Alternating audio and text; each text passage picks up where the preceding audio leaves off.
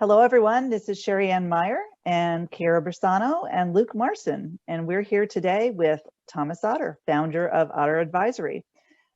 We all go back a long way, I think, with Thomas. He's now a trusted advisor and has always been, from my perspective, an innovator in the HR tech space. But I think my first appointment with you, Thomas, was through Gartner, probably as an influencer with SAP SuccessFactors. You were the lead HR tech researcher there, as I recall. And you did a phenomenal job for SuccessFactors, I know, in scaling that solution. And so you're here to talk to us today about everything you're learning in your new capacity as a product advisor, and keep us up to date on what's going on in the HR tech world. Oh, cool. Well, thanks, guys, for having me on your show. It's super cool to be seeing some familiar faces again. It's been too long. Too long. Yeah. Now, one of the things I really like about HR tech is the community. It really doesn't seem to matter which vendors you work with or what you're doing. The community around HR tech is just it's a very welcoming and inclusive place to be. So I'm glad I'm still part of the festivity, so to speak. Yeah, same here.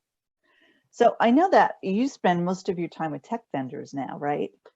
Yeah. So what's out there that's interesting and exciting? Cool. Well, maybe I'll take you back a little bit about what I've been doing. So maybe I'll give you guys a bit of insight so your listeners can sort of understand. So it was about 3.5 years ago, I took a sabbatical from SAP to finish my PhD. And having done that, I then decided to leave SAP and set up my own advisory firm, providing a mixture of advice to startups, to scale-ups, and to other organizations in the HR tech space.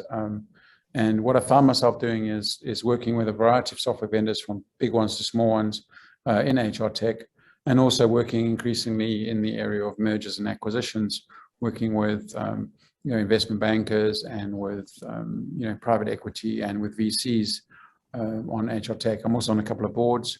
So I think the term is going plural. That's the term that people use for doing what I do. But I'm having a lot of fun.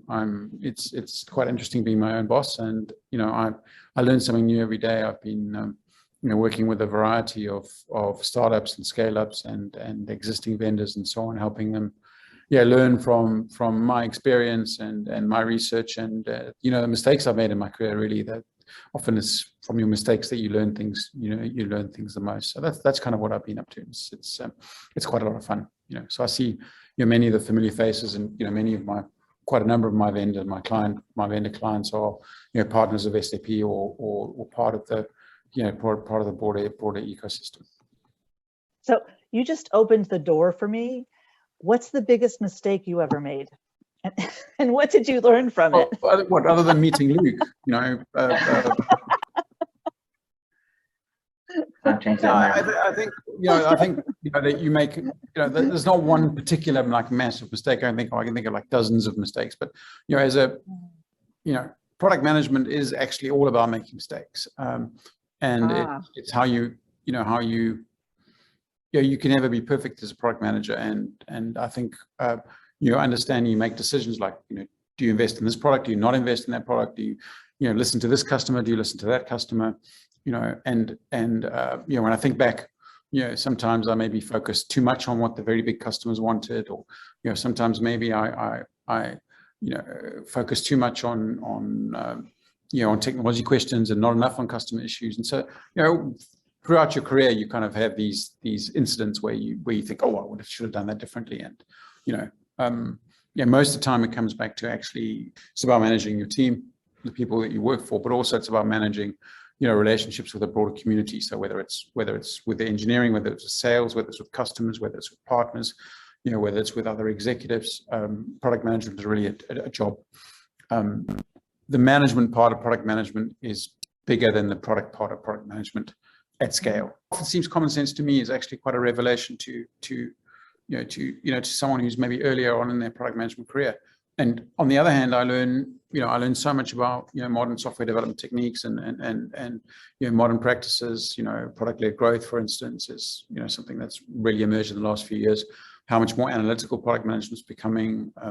and some of the changes in terms of, let's call it next generation cloud. We had first generation cloud computing and first generation SaaS. And now we went into second generation of these things, and some of the sophistication that's coming out of the startup community really is very, very impressive. And the innovation also that I'm seeing at the moment in SME really impresses me.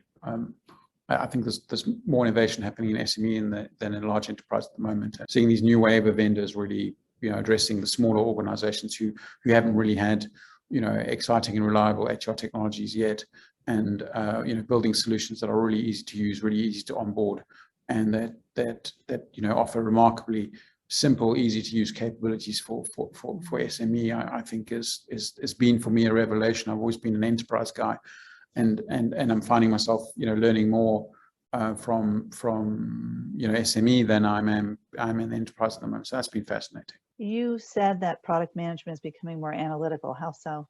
A couple of ways. One, the methodologies of product management are growing up. We're seeing, I think in the last 5 years or so, there's been a real growth of academic research into what makes good product management. So these things, for instance, like hypothesis-based product management, continuous discovery, these new techniques emerging in product management that are driven in part by the amount of information that you're able to extract about how your users are using your software. Right. So if you have a modern cloud system, you have architecture in the product, what's called observability. So I can see which users are stuck on which screens. Where are you in the onboarding process? Where are the systems being successful? Where are they failing? What is the adoption of particular features and particular functions?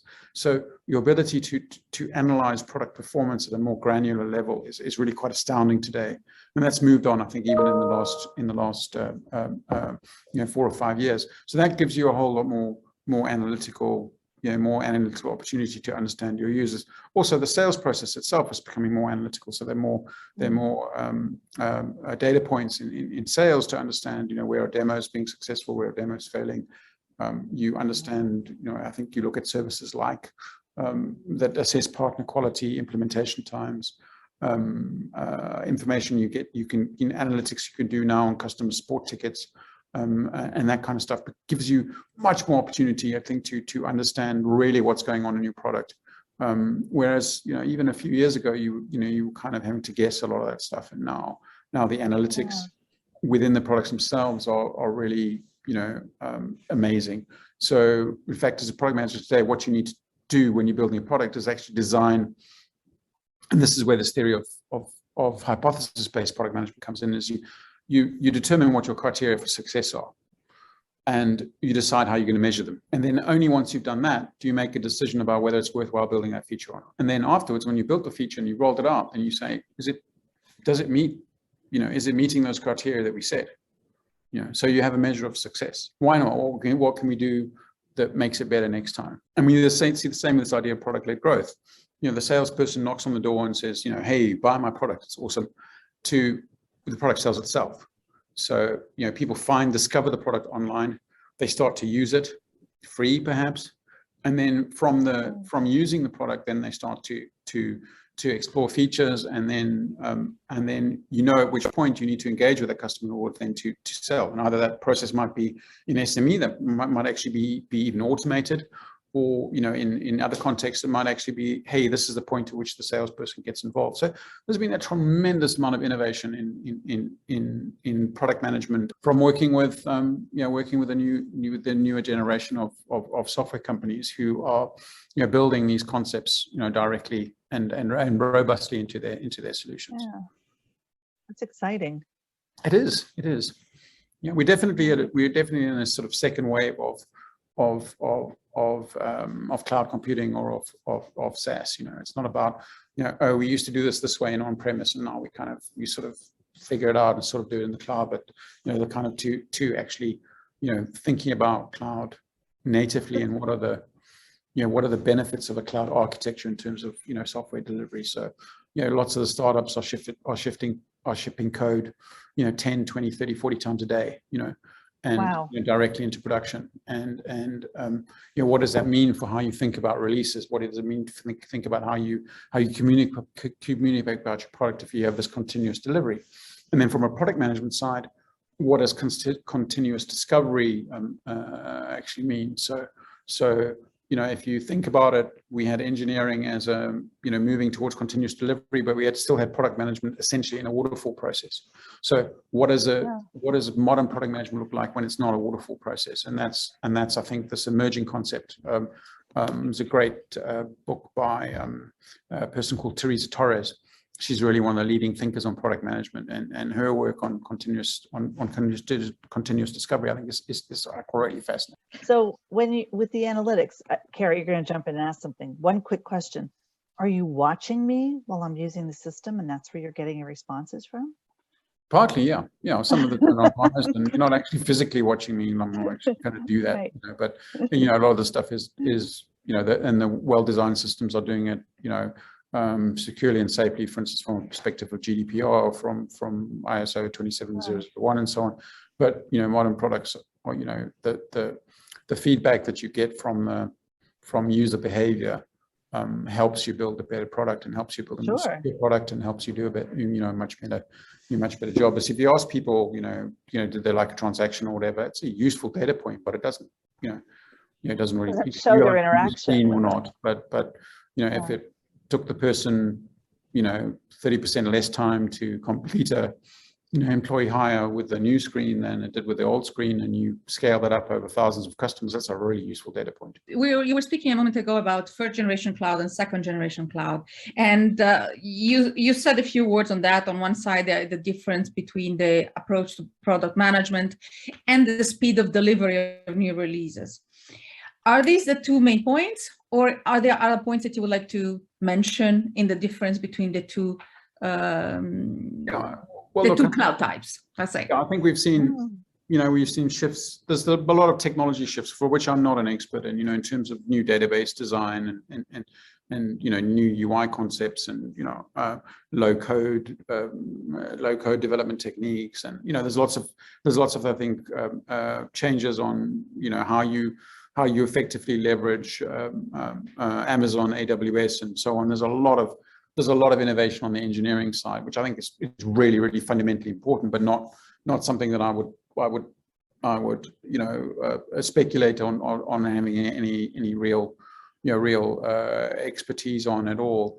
I think also what we start to see is the sort of components that are available to you today as a product manager and as an engineering lead to build products. You have so many tools available to you to help you build better product.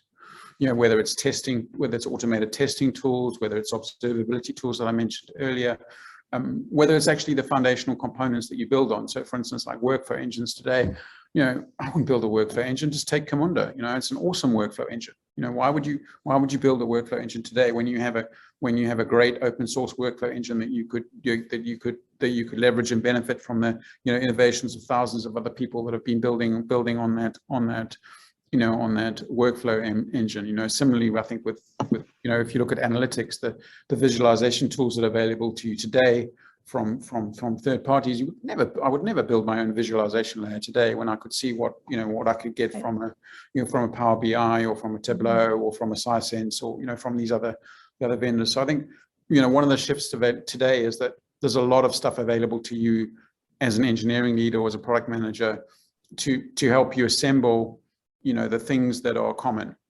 and only build the stuff that is unique to what you're trying to do. And that's moved forward. I think dramatically over the last couple of years. So a modern SaaS company has ironically a lot more. They're buying a lot more products. Before it was always about building, and a modern software company today is a lot of it is about. It's about assembling. It's about taking common components that other people have built and deploying them to help you build to build faster, more securely, with friendlier user experience, and so on and so on. So things like, other changes I think I would say is the 10 years ago, the assumption that you would think really, really long and hard about your APIs, and that you would make, APIs a central design tenet was fairly radical, whereas today I think that is, common accepted practice, that you have, an AI first engineering strategy, and that you don't really differentiate between internal and external APIs. Whereas, 10 years ago, you'd build your application, and, APIs would be kind of important, but they wouldn't be as central importance as they are today. Right. So, I think those are a couple of things that I would see changing. And then there's all the talk about AI and ML, and all those other things, which I'm relatively skeptical about. I started off as a big AI sort of hopeful on AI, and I've become relatively cynical about really the real uses of AI. I think we still have, I think at some point it'll be useful, but I think we've still got a long way to go long way to go to make AI really successful. Most of what I see isn't really AI or machine learning. It's just, reasonably competent statistics based on pretty shitty data. Welcome to HR tech. Yeah. And reconnecting again back very well to the enterprise world, how much is it still valid in the SME world, or it's again valid in the SME world? I think, well, today's SMEs are tomorrow's enterprise. So, there's that. And, if I think about, if I look, mention particular vendors, for instance, when you look in Germany, they've got rapid growth of Personio, in the SME market. You look more, internationally across Europe, I think HiBob, it's, really, really impressive core HR system, multi-country, mobile centric, really cool multi-country architecture, aiming at sort of around about the 1,000 employees, sub-1,000 employee mark. Very impressive product, very impressive team that's built it. So there's a lot going on in this middle layer that I think is in its own way as sophisticated as stuff that's going on in the that's going on in the enterprise. And admittedly, I'm also an ERP or a big enterprise person, but what I've seen often is the SME get late to the innovation need, because as a starter or as a startup, it's definitely focused on what we deliver and focused on, okay, how fast can we scale up? Well, I think it depends.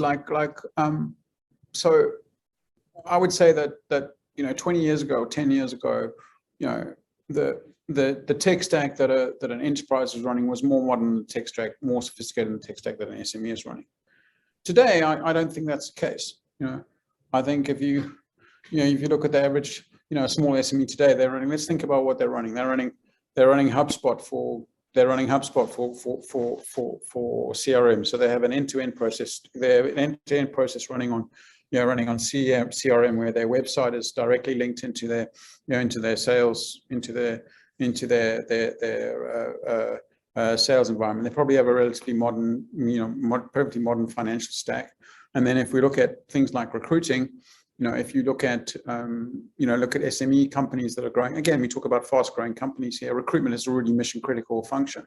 So, the best fast growing SMEs are spending, serious money on recruitment. And they're as sophisticated as enterprise in their usage of, their usage of these, of these technologies. So I think it's, I think it's changing, and I went into it with the expectation that enterprise knows everything, and I was kind of humbled when I was hit by. I did a due diligence on an SME recruitment vendor for a growth equity fund who were acquiring a majority stake in this thing, and I looked at them. The product was okay, and then I looked at the level of sophistication that they had in terms of the onboarding process, how you onboard a customer.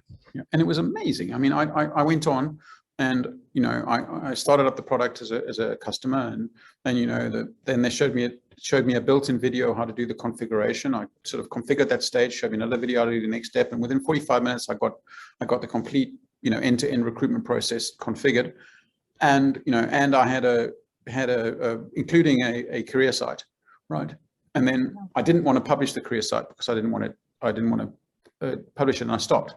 And then about half an hour later, I got an email, explaining to me how to do that piece that I hadn't finished, exactly what to do. Then 3 days later, I got a phone call, right, from a support person saying, "Hey, can we help you here to do this?" Now, then when I went back and so I said, no, I don't need any help, and I explained what I was doing.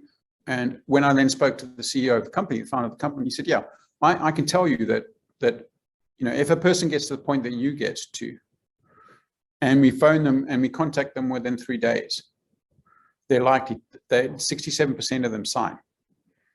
Right. So he knew exactly what he was doing, like 4,000 customers, and he knew that if I got to this point in the process, I got as far as I got, and I didn't commit, that one phone call would get the sale. And that level of sophistication of analytics is just phenomenal. Was a revelation to me. And so I naively thought that enterprise can teach SME, but I think in a lot of HR tech, the SME innovation is further ahead. Some of the stuff that's happening in learning, how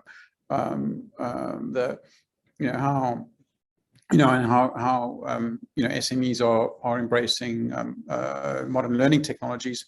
The number of large enterprises that are using a 25-year-old LMS, and I compare them to what the startups are doing in learning. The startups are like doing experimenting with AR and VR and are doing SMS-based nano learning and really sophisticated collaborative learning with things like 360 learning and so on. So there's so much going on out there, that you just don't see when you're in the large enterprise zone. So do large enterprises as customers, do you think, pay attention to some of these smaller startups? Yeah, I think so, because what's happening with these startup vendors is that they're coming to the market with no technical debt, right? And they're coming to the market with a shed load of money, right? Because the wave of funding that's going into the market now is massive, So I've been doing work with a lot of VCs, and I see the amount of money that they're prepared to put into relatively early stage products gives them an opportunity to scale so much more rapidly than organizations did sort of even 5 years ago. So you find a successful startup today, and they will have 30 or 40 million euros in the bank, really able to scale their tech and scale their go-to-market and so on. And and so the growth of really successful niche products is sort of fascinating. I mean, maybe an example. I don't want to give you too many vendor names, but an example of one that I've been working with recently is called Staffbase, which does an employee comms platform, employee communications platform. And if you told me 5 years ago, oh, there's a market for employee communications, specific niche for employee communications stuff, I said, nah, you got SharePoint, you got your corporate portal. Why would you need this? And this product's going gangbusters, and it's got 3 or 4 competitors, and it just offers an awesome employee communications experience. So when you corporate, you need to make sure that everyone hears the latest speech by the CEO. You want to give employees to give feedback on the process. You want consistent communication to remote workers, so people are on mobile phone, you maybe aren't on the corporate network. How do you communicate with them? These kind of solutions are just really doing, going sort of gangbusters and able to scale at a rate that we weren't able to do in the past. So in the past, what would happen is a startup would build something, right? And enterprise land would look at that and say, oh, that looks interesting. We could do something like that.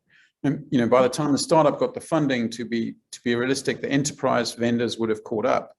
And I think what's happening today is is the startups are getting so much funding that they're able to accelerate. They accelerate really fast. So basically, what's happening is that the large vendors have no choice but to acquire these smaller vendors. And so take example is Workday buying Peakon, SAP buying Qualtrics, and then sort of semi spinning it off or whatever. Those are all examples of where you just find that the startup is able to innovate so much faster than the larger vendors have been able to do. And so it's a great time to be working with these startups and scale-ups, because they want to know how to how do I integrate with an SAP? How do I integrate with a Workday? How do I integrate with Oracle? How do I how do I work in this world? And because I've come from that world, I'm able to be able to advise them about this is what SAP IO is, this is what Workday Ventures is, this is what enterprise customers expect in terms of things like ISO or Sarbanes-Oxley, SOC compliance and so on. So that's the world in which I live in these days. Did you do a podcast with Skillbase? Sorry, Luke. Go ahead, ask your question. No, go ahead. Okay, then I will. So actually, I'm quite interested in hearing a little bit more about what are some of the really cool innovations you're seeing. I know you've listed us with a few here and there, but what are the things you're seeing that are really cool that people really should be hearing about and maybe looking into a bit more? Well, there's a lot. It's hard to pick out. It's hard to pick out.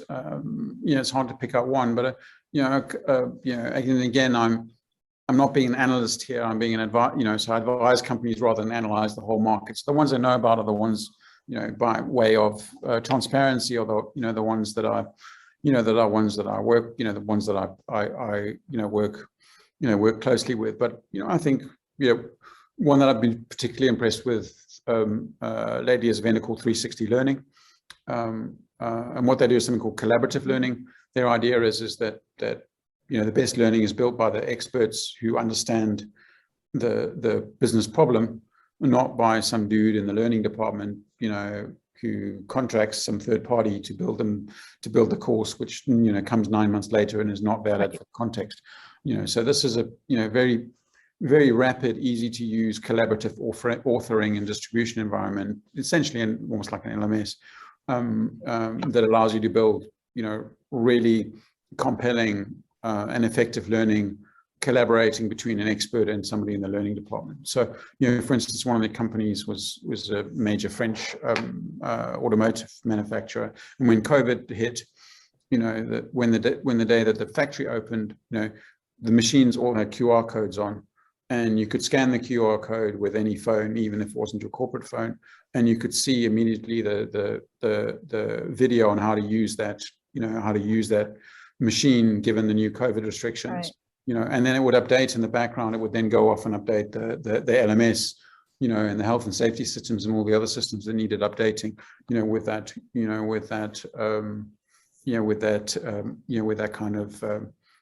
kind of interest. So it's 360 Learning would be one of those examples of a vendor that sort of impressed me at scale. But I mean, I'm also doing a bit of seed investment, and an example of a vendor that I've done a small seed investment is called Skillfill, and what they're doing is they're developing specific tests, assessment tests for data scientists.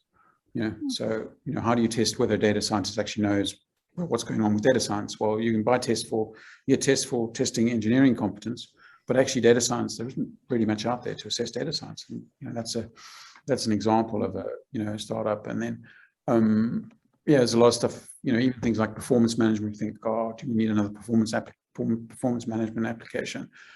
I'm seeing a lot of really cool stuff to do performance management nicely. A couple of examples there. Been working with a company out of France called Javello, which looks really impressive from a very lightweight, easy to use performance management application. And then somebody that's been really successful in the large enterprises out of Ireland called Artandem, which I think is really super. You know, they want quite a lot of large banks, you know, offering a robust but easy to use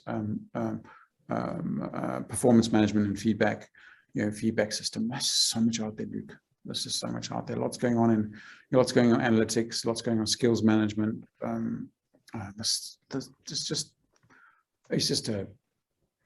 It's just huge what's going on. It's just the amount of money that's flowing into HR tech is meaning that there's, you know, so much innovation. So, you know, what I'd urge vendors to do, your clients to do, is you know, have an open mind and you know, think about you know, their HR systems architecture and experiment with specialist specialist niche vendors. You know, as you know, don't assume always that you have to use what the enterprise vendor say. I'm not saying throw out your enterprise vendor, but I'm saying be a lot more willing to experiment with, you know, around the edges with startups, because you will learn, you'll make your environment better. You know, you'll build a better experience for your end users. And at the same time, you can, you know, use what you learn with the startups to apply more pressure back on your enterprise vendor, for them in turn to innovate, and for them in turn to partner. You know. So, how can customers find out about these new vendors and stay abreast? You know, are they all at HR tech, or there's particular analysts that are covering all of these, or, you know, what advice you would give to customers on how to find out about these new innovative vendors and solutions and whatnot? There's a couple of ways. One, you know, look who's being funded. Very easy. There's plenty of databases on TechCrunch, and George LaRocque runs a super funding service. You know, read. You know, there's my former employer Gartner. I used to be an analyst there. That cool vendors thing, and there's Fosway, Jobs Person. You know, there's lots of people writing about the new waves. Madeleine in recruitment, surname just gone on my head. I feel terrible. She covers a lot of the talent acquisition, the tech talent acquisition stuff. So there's several analysts out there, and it's good to follow them events. I think, of course, there's the Unleash in Europe. Events are starting to come back slowly but surely. But I think just be curious. Also, just ask your peers. But I think the funding information is generally available. There are plenty of databases on things that have been funded, and that's a great place to start and say, oh, well, that looks interesting. Why has somebody funded that startup? Interesting. Let's explore. And I would go from there. Other things to do. Some of the bigger companies actually invite startups in, almost like sort of a hackathon. I'd also suggest you work with local startups. I mean, for instance, I've been, not far from where you are, Luke, in Belgium. I've been working with a startup called TechWolf out of Ghent, and super product, and working very closely with Belgian universities and with some some pretty impressive customers in Belgium. So they're often very low. There are often stuff going on going on locally as well. So connect with things like if you look at there's lots of gatherings of product managers. So you can connect with those. Start putting your feelers out. One of the things I would do if I was an HR leader, I would, ask one of my younger people in the department, at the risk of being ageist here, to say, come back and tell me once a month of a startup that you think we should be looking at. So if I'm an HR leader, I may not have time for this, but I'd tell someone, hey, go and find me something interesting. And it's all about curiosity, and so you build a curiosity in your organization. That's something I think is a good thing to spend. Same too as systems integrators. I think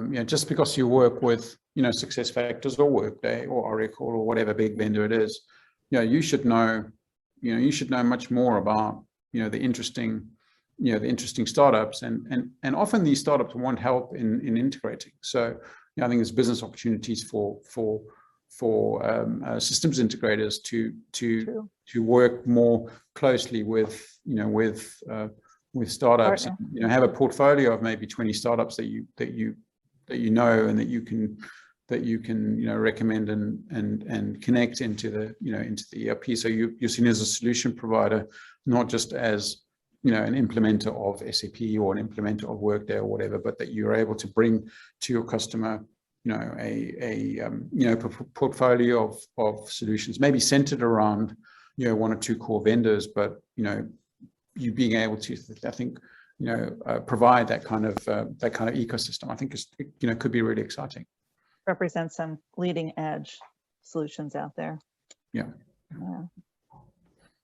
And the world is small, but when you look around, you'll find, if you go into LinkedIn and you search on success factors, the success factors alumni have are out there building out new products. So Murli, who used to work with me in product management at Success Factors, I would consider him to be, I get quite a bit of credit for EC, but really a lot of that credit should have gone to Murli in the first place. And he's now at Utmost, building the next generation of contingent labor, extended workforce, workforce solutions, and there's several Success Factors folks at Gloat, for instance, and so that's another way to look around and say, where have the people moved Follow to. the talent. Follow the talent, right? Yeah. Sounds like we have a bit of work to do to discover some of these people. Yeah, but it's fun to work with the startups. I'm really learning so much from this new generation. The energy is like remarkable, and the can-do attitudes. I mean, I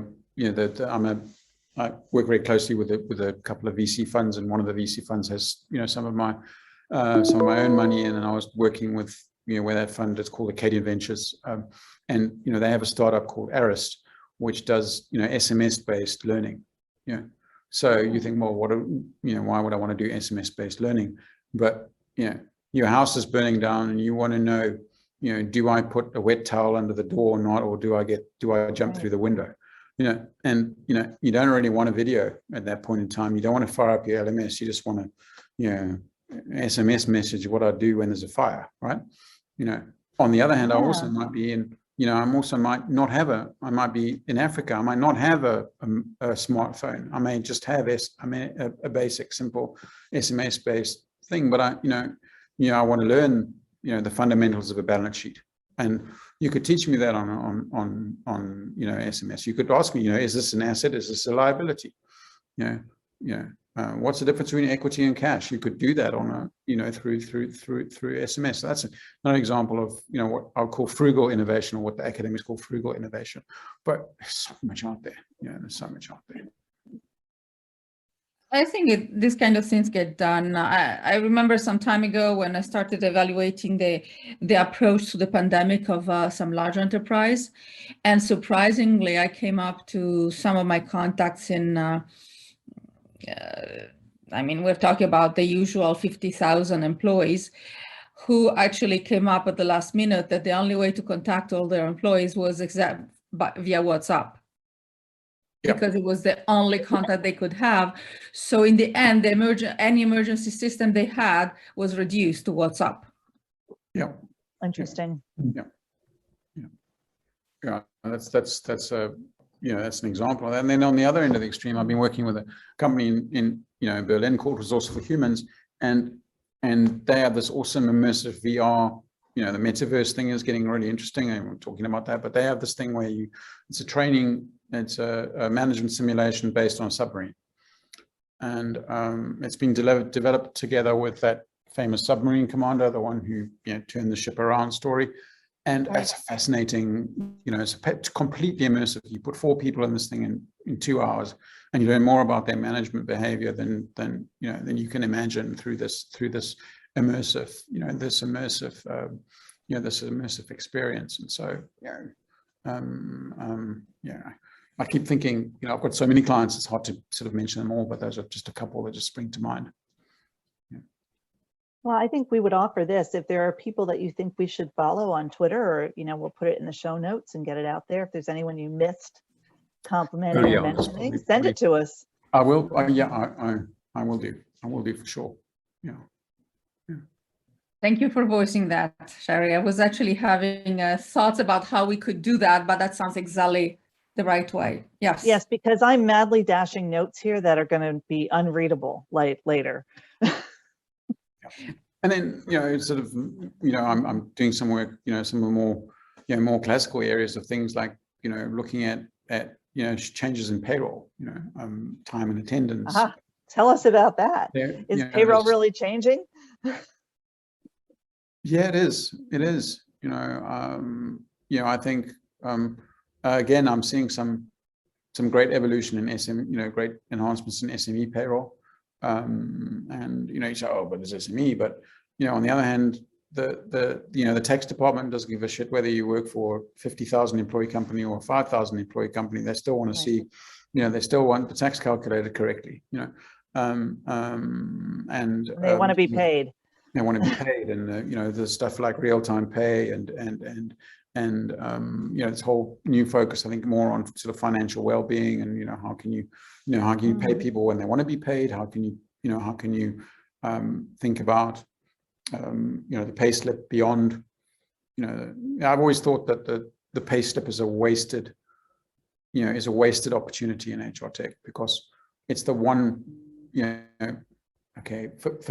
for many people, it's the single most important communication they get in a week or in a month or whatever from their organization, and most pay slips still look like they were produced in 1951 when the first payroll was done.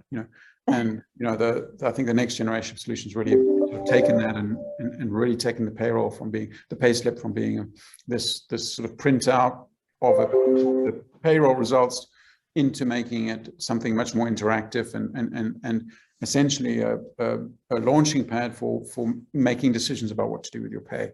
So opening up APIs, banking services, opening up into doing things like pay. Did you know that your pension contributions are lower than the average pension contributions for people of your age? Wouldn't it be really nice if your payslip told you that? Yes. And so you say, oh shit, maybe I should change that. Or, did you know that you've got this overtime, you've done, a lot more overtime than you normally do. What do you want to do with that? You've got that extra money. Do you want to put it into your 401k, or do you want to do whatever with it? So the pay slip becomes, I think, a much more exciting and important part of employee communications and a part of financial well-being. So there's a whole lot of interesting stuff happening on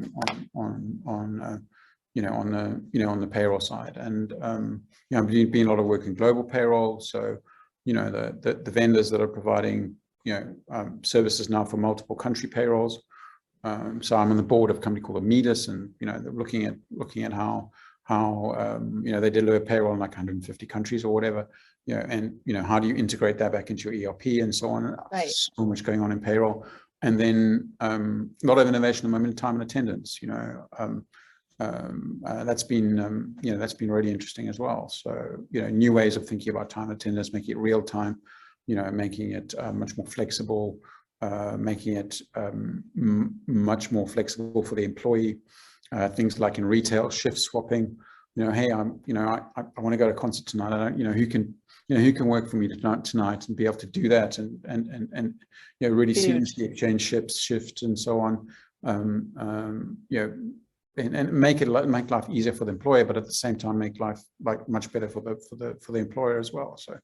So it's not just in the talent management, the recruiting, and the learning. There's a lot of innovation, I think, in the core processes as well. So time and attendance being one of those. That's exciting to hear from my perspective, anyway. Yeah, cool. There's a lot going on out there, boys and girls. A very different way to think of HR, and a very different way to technology because it sounds extremely agile and moving very fast. Very fast. Yes. Yeah. Yeah. Luke, was there anything else on top of your mind you wanted to ask or talk about today? Not really. I'm just trying to process all of the words of wisdom I've been hearing today. Same. I am actually going to listen to it myself. Yeah, I think so. Yeah. Also to catch some of the names that I couldn't catch because of a number of things. Sure. Yeah. A lot of my customers are on my blog, not all of them, but if you go to my website at otteradvisory.com, you'll see, most of my clients are references, so you can see what they're doing through that. But I do need to update that a little bit and add a few more to the list. But yeah, I definitely recommend people signing up to Thomas's newsletter. If you're interested in this topic, there's a lot of stuff. Newsletter marketing. Yeah, I do a newsletter, and I try and let people know the stuff that I've been reading, and maybe that's interesting to some of you as well. It's very interesting. I find it quite an interesting newsletter. So if people are interested in what we talk about today, I think they'd be very interested in that as well. Cool. Put that in the show notes too. Yeah, definitely. Well, we're kind of running up against time, but this has been fascinating. It's been fun for me as well. So I'd have Thomas back again, guys. You've never left. I've never. You can't take me out of HR tech. I'm stuck here forever. I think I think that's true for all of us. Yeah, they'll wheel me out, frozen in some form of HR tech team at some point.